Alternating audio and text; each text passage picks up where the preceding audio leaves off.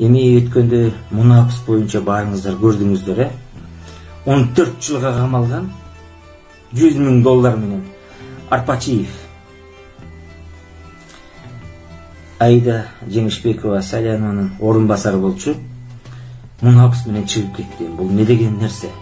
Эмне үчүн Садыр Жапаров чыкпайт? Эмне үчүн Каныбек Осмоналиев чыкпайт? Садыр Жапаров Кумтөр сатылбасын, Карка сатылбасын, Мегаком сатылбасын, жана башка кен байлыктар сатылбасын деп эл үчүн күйгөн адам чыкпайт. Ага эмне үчүн мунапыс бербейт? Таң каласың. Ал эч күнөөсү жок отурат ал киши. Мен ал киши менен жүрүп калгам, иштешип калдым, сыймыктанып айтам.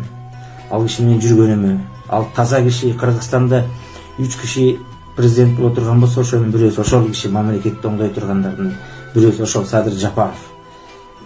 Каныбек Осмоналиев агай болсо, Садыр Жапаров мыйзамсыз жатат деп койду эле, аны камап салдыңар, алып барып.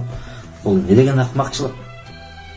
Анан кайда бир прокурорду, Батукаевди качырганда прокурор болуп турган Аида Жеңишбекова Салянованын чогуу жоопко тартыш керек болчу. Себеп Батукаев качканда кийин прокурор болуп, ошол жерде чек-чеңдеп отурган жогорку кеңеште бүт мойнуна алып жоопкерчиликти. Ага бир Атамбаев эле эмес, Шамил Атаканов деген бар, Ырсалиев деген бар. Аларды камап кайра чыгарып коюп фокус кылып атасыз, билчи. Шахмат оюну ойноп. Кимдин башына айламчы жатасыңар силер билбейбиз. Урматтуу Сооронбай Шарипович, сизди эл шайлагандан кийин ооба мен добушумду берген эмесмин. Эми акыйкат болуш керек да, сиз намаз окуган адам экенсиз. Эмне үчүн Садыр Жапаров чыкпайт?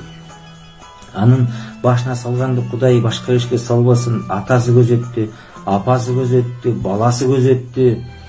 Бул не деген акмакчылык? Аны чыгарбай эмне деген нерсе бул? Тез аранын ичинде Садыр Жапаровду актап чыгарыңыздар. Аны шайлоо карата чыгарбай атасыңар, электораты көп деп. Мындай болбойт. Андай ишин чыгарып жаныңыз калыңыз, иштетиңиз эл үчүн. Аны премьер кыласызбы, башка кыласызбы, иштетиңиз. Ал таза да. Ал киши эл үчүн, жер үчүн деп отурат.